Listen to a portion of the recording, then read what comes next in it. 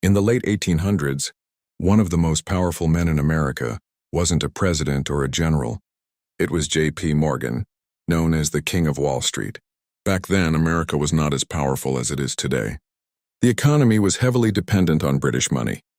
And right in the middle of this period, Morgan appeared and completely changed the world of finance. Morgan was born into a wealthy family, but his childhood was very difficult. He was constantly sick, people made fun of his appearance, and he spent most of his time alone.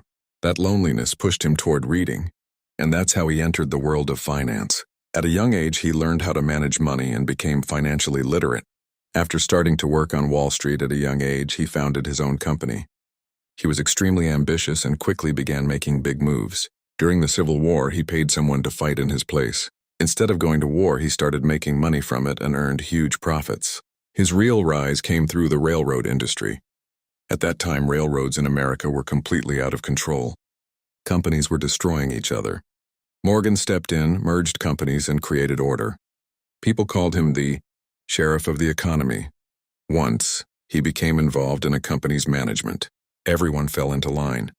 During the economic crisis of 1893, America's gold reserves were about to run out. The government was in panic. Morgan stepped in, gathered investors, and saved the country from bankruptcy. At that point, he was no longer seen as just a banker, but almost like the secret leader of the country.